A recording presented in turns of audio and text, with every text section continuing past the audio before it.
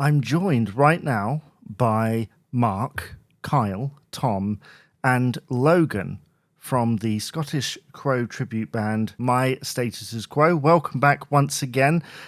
Should note, lineup change. So, Logan, since you haven't been on before, tell us, how did you get into Status Quo?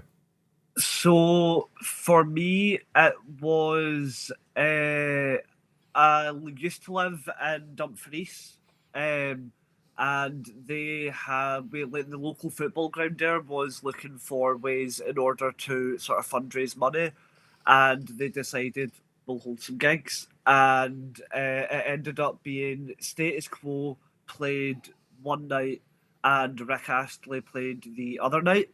And I was staying at my dad's at the time, and we lived about 5 minutes away.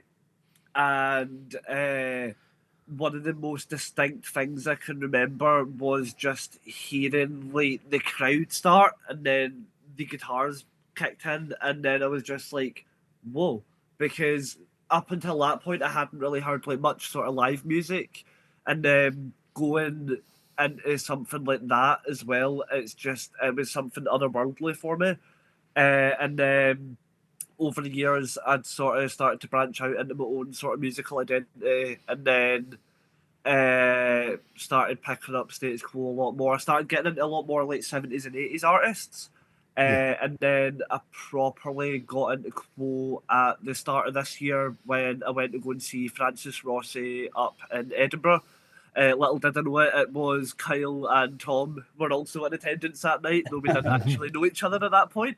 I joined them about 3 months after that, through one very good worded drunk text to, I think it was Kyle, and then he got me in, and then I'm here now. How have you all been? Because you were, I believe, just starting to gig.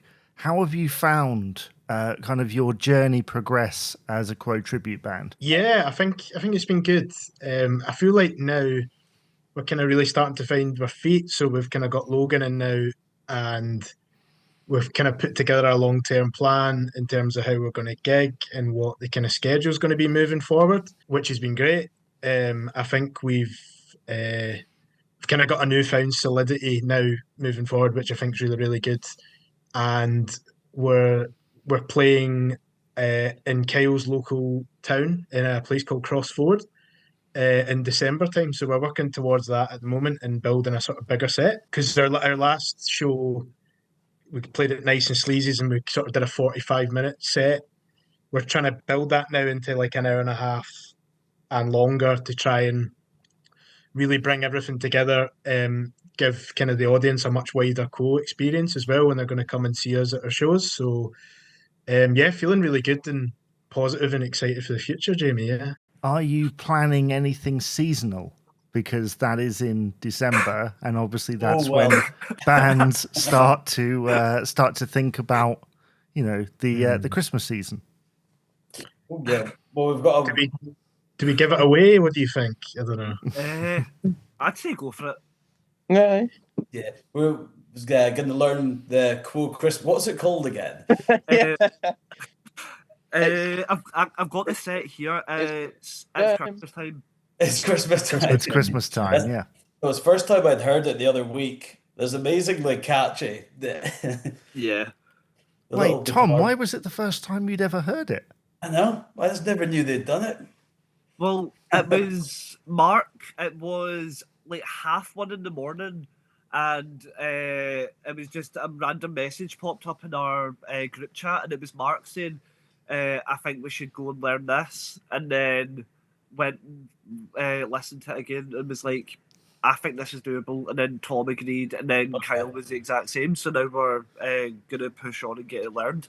I'm normally more of a Christmas carol man. I like the slow hymns of Christmas. For the encore, we're going to do that. We're going to come on and sing, what's that? Come and be faithful. God rest ye merry gentlemen. Status Quoify all the... Because I mean, all Christmas songs are pretty much like 1, 4, 5 chords anyway, aren't they? Yeah. You You probably do the Quo famous Christmas medley. Well, they did Oh, sing Winter what? Wonderland during one of them. Yep. Oh, possibilities.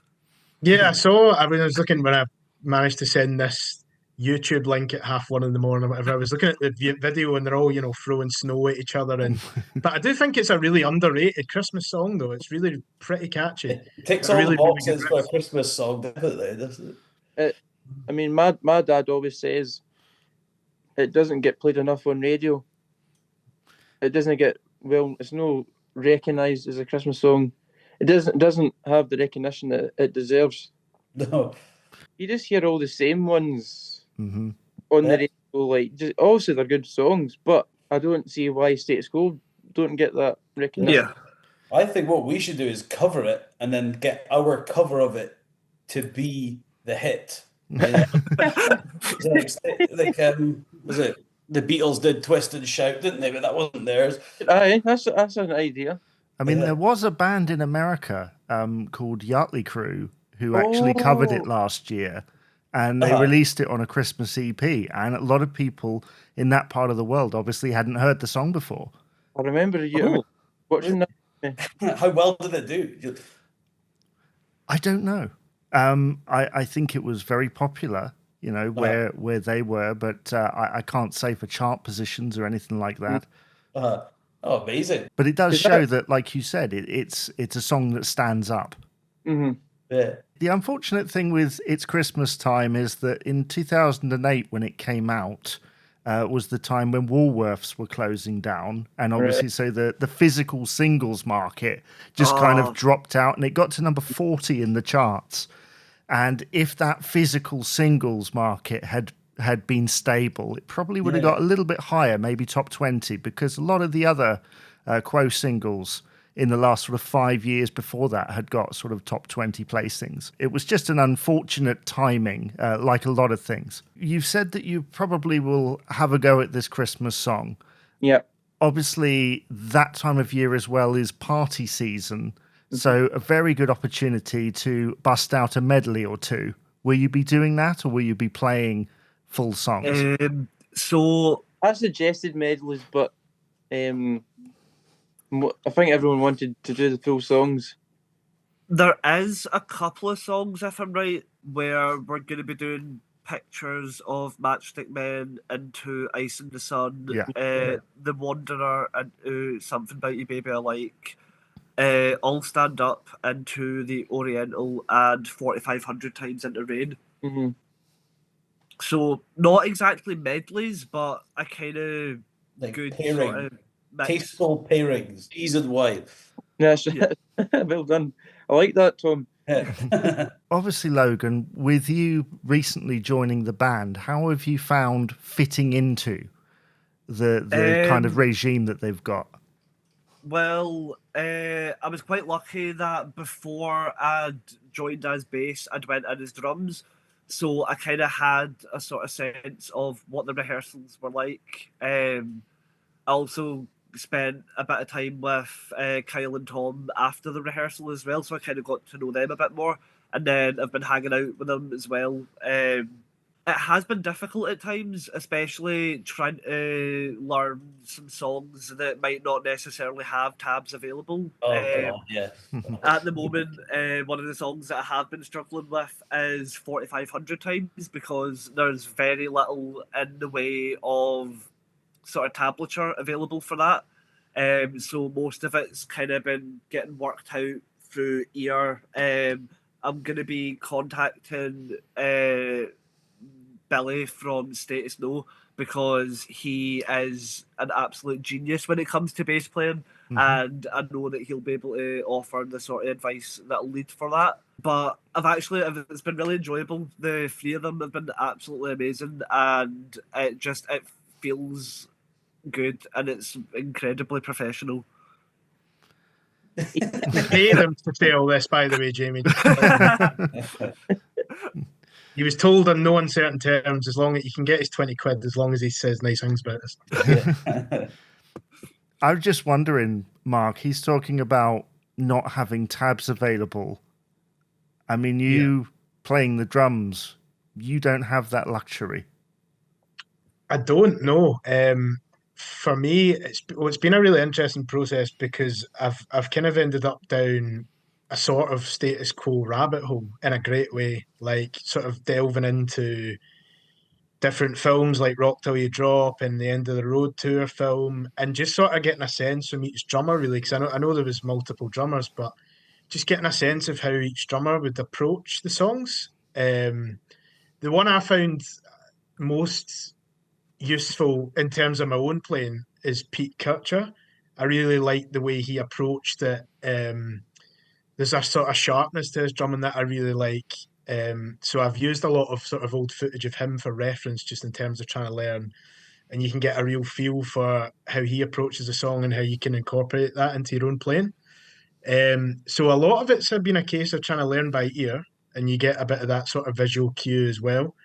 But I'm lucky as well. Obviously, Kyle and Tom have got lots of reference for lots of Quo stuff. So a lot of the time as well, it's just been a case of having a discussion with them and seeing what fits, and they've seen a lot of documentaries and things as well. So they've got quite a good sense of what should be happening with the drums. So it's quite a collaborative effort in that sort of sense.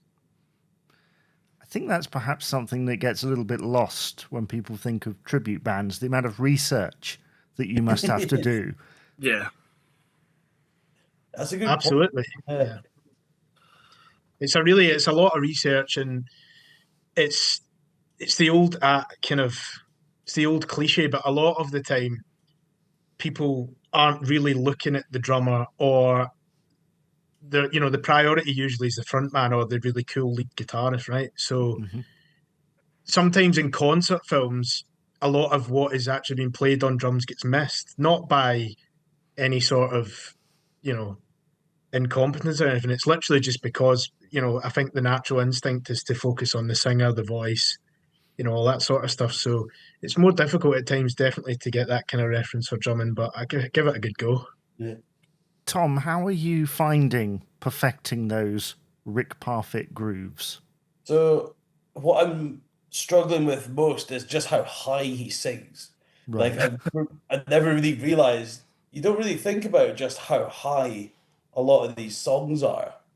So I think that's my biggest struggle so far. It's just get those high notes. Like we had to bring down the dust pipe down into F rather than G, because it was just a nightmare to try and do it. Like I was fully aware it was like maybe 60% correct when we were doing it in rehearsal. I was like, no way, maybe 50. I was just thinking you could maybe do like falsetto. Yeah, I mean, I could do it. I mean, it'd sound too Barry Gibb though, wouldn't it? Well, if it's backing vocals, but if it's just in the background, really, Yeah. just to like blend in with my main melody and stuff. I'm gonna give, because I know I can do it falsetto. Like, I mean, sitting at home, I could do like if I'm practicing, then I'll do falsetto anyway, just because it's not as loud and horrible as it would be. Because I think see like Barry Gibb, he like proper like goes. Wah! Yeah, and that's really good. See if you just go like kind of like quieter. Yeah, that's a good shout. So it's not like over doing it kind of thing. Then it might sound better mix wise. Yeah, definitely. That's what I'll definitely do that. But then so that's the vocals. Guitar wise, I keep breaking strings. Yeah. Oh, the amount of strings I'm breaking, because I'm thinking, right, it's Rick Parfitt. I've got to have the same strings as him. But when you have it's like the 14, was it 14 to 56 he's got? So that's like the tram lines, right? That's like the And proper I've thick. discovered the bit, so you've got, on the Telecaster, I've got, it's like through, the strings come up through the body and then along.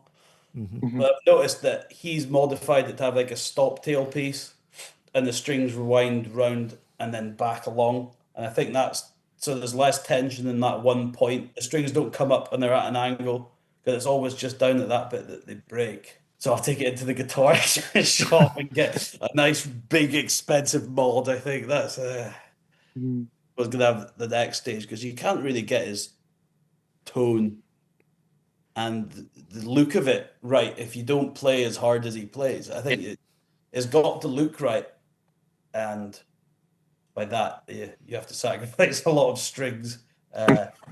Get to that, I think. When you're performing on stage, what is the kind of stance that you use? Are you looking down like Rick would? Or are you... he's going to give us a demonstration for our video viewers. He's going to give us a demonstration. The few that he does. So, like, he does, like, the rock like that with, like, for... Oh, what's it? Whatever you want, he does this kind of rock. Yeah. And then he does like a foot like that for Rain when he's doing sort of solo. Yeah. And then head down. That's a good one. Yeah. I'll go get this. Yeah.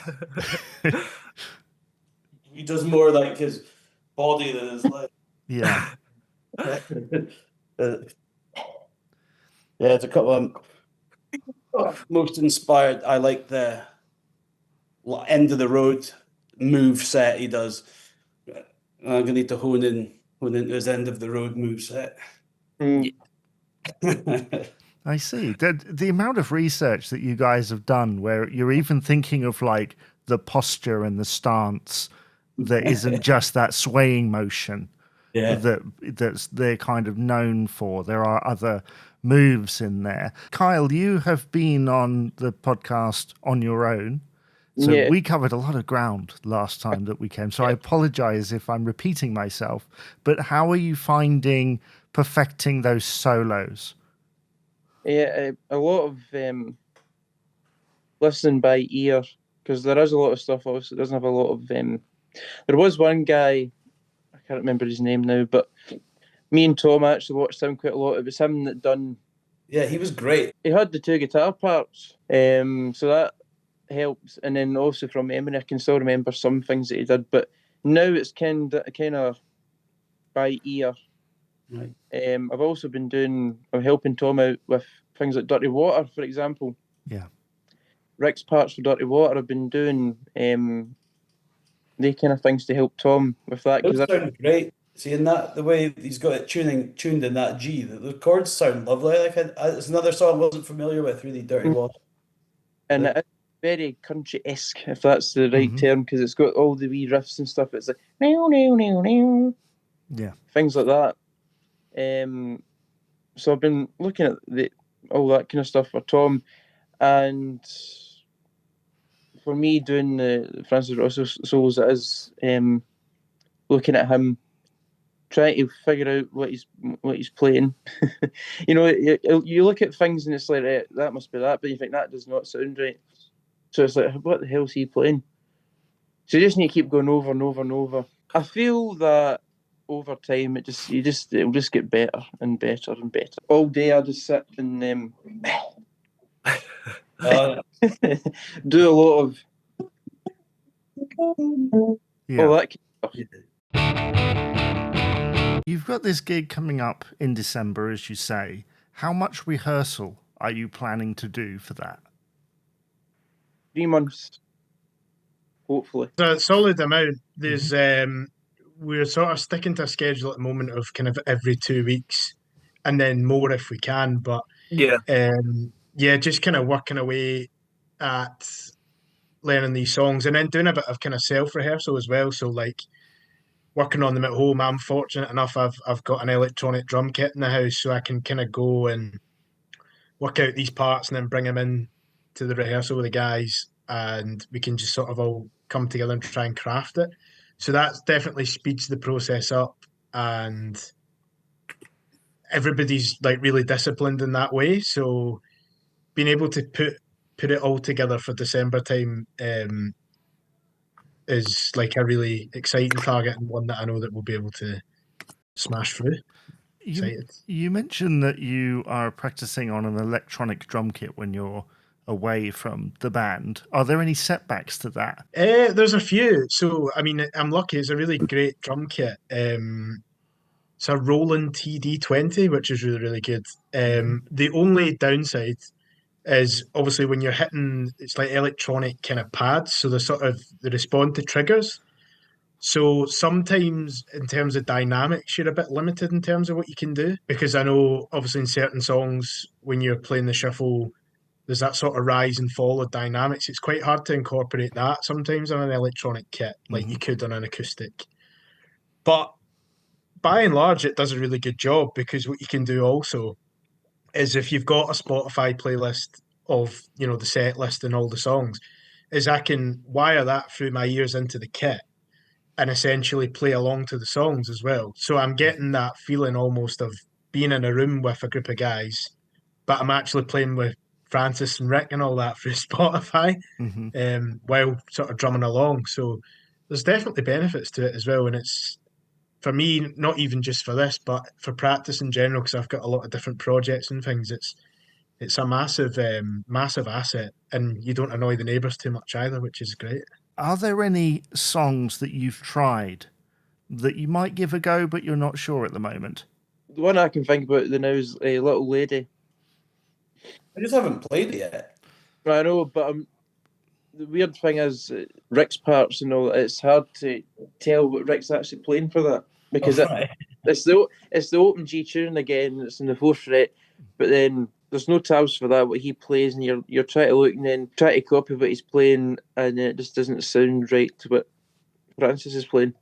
And the timing bit for the intro as well was quite has to be dead on with the timing for that. With the riff. We could change it with. I mean, it'd be a good one to do. I mean, I don't want to change it now, but that'll be the one that I can think about that will be probably one of the hardest. Yeah. To nail. I suppose as well, Jamie, the other side to that question is, so there's obviously the 4 of us. We've got a bassist, two guitarists, and a drummer. So a lot of the sort of later Quo stuff, I'm thinking, like in the army now, which is quite keys heavy at the moment, that is kind of ruled out just because of constraints of instruments, really. And you don't want to be approaching a song, especially as a tribute band, you don't really want to be playing a song that lacks the sort of soul of the song or the kind of the key elements of the song. If there wasn't keys in the army now, I think it'd be very difficult to pull off, especially to the kind of Quo army that come and see us, because I think that's what I enjoy about this, is that everybody that comes to see you in these gigs, they know the music inside out, they know every measure, they know every part of the song.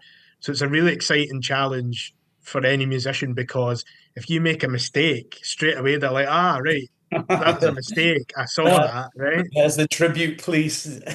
Yeah, exactly. So it's a great kind of challenge in that way of as a musician, you're like, right, this really, really has to be very strict and disciplined and on point, because your audience knows, they'll be able to pick out if you drop a clanger or whatever. So it's good to try our best to be as tight as possible. It seems like you've really stepped up kind of the promotional side of the band. I mean, I see on your Facebook page now that you've got a Quo-inspired promo image. Yeah. How did that come about? Just try to find the Quo picture with them standing in a line. Yeah. I think that was the... Yeah, a lot of this was like, funnily enough, at time of recording, a lot of these pictures were done at our rehearsal yesterday. We kind of had that kind of session of like, what should we do for pictures, and kind of looking through old stuff to sort of see what we could take influence from and stuff. Logan's great at that as well, like very like creative. So he did a lot of stuff with the crossing of the guitars and stuff like that. So yeah, I think we're just at that stage, kind of like going back to what I was saying earlier. Like it's a kind of real unit now, and we're wanting to kind of kick on as much as we can. And build as big an audience as we can, really. And then the key part of that is all the sort of social media work and promotion and engaging with people and all that sort of stuff. So we're working away at just trying to have as attractive a social media profile as we can, just so we can engage with obviously people in Scotland, but longer term, obviously you want to, I'm sure for all of us, we'd love to go and play in other areas of Scotland and the UK. And so, social media is a massive, massive part of that. Yeah. Man Club tour. That's It has to be done. yeah. I know last time that you were on, I asked you to name sort of a favourite Quo album or Quo song. Now I'm going to ask you now, because most of you have done this before, just the first Quo album or song that comes into your head. I think just off the top of my head, Rockin' All Over the World, it's just an instant classic in my eyes. It would be Hello for me, I think. That album cover for me is quite distinctive. It's the artwork that I know there's a lot of quite interesting artwork, but the sort of simplicity, the kind of black and white for that sleeve, I think is really interesting. That's quite captivating. And obviously I just think the songs on it are great as well. But Hello is just the first one that, and anyone talks to me about Status Quo, that's the first thing I tend to think of. I think it's got to be. It's either whatever. I think it's probably Whatever You Want. I think that was the first Quo song I saw. It was them playing it on YouTube, and I got that the inspiration from them. I would say Whatever You Want. Then, yeah, that would be mine. Accent prone. Oh, For a slightly deeper cut. Yes, it's just what it's one of my dad's favourite Quo songs. Years ago, when I was a small child, you used to crack up in the stereo system, and when it comes to the solo bit, that always used to get turned up to maximum. Things used to fall off the shelves. we should maybe do that, wouldn't it? And swap Little Lady for that. Like dedicate it to your dad. Well, that'll be quite. I think it's got weird effects on it, but it's fine. It's doable. Other Quo tribute bands do play it. Remind us where this gig is and when it is. Right. This is going to be the promotion video, boys. By the way. Quite a long advert. We can just skip it. We can just. Who wants to go first? I'll go. So, come and see us. If you're a Scottish Status Quo fan, if you're into the blues and some rock and roll, and you fancy a good Christmas night out, we're playing at Crossford Village Hall, and we're playing on the 20th of December. And we've got support as well. Yes. So we've got a big night planned. The left leg kickers. I need to get that right. The left leg kickers. Tickets go on sale on Skidal on the 5th of October, 10 a.m. And tickets are £8. Thanks, guys, for joining me today. Thank you. Thanks, Jamie. Thanks for having us.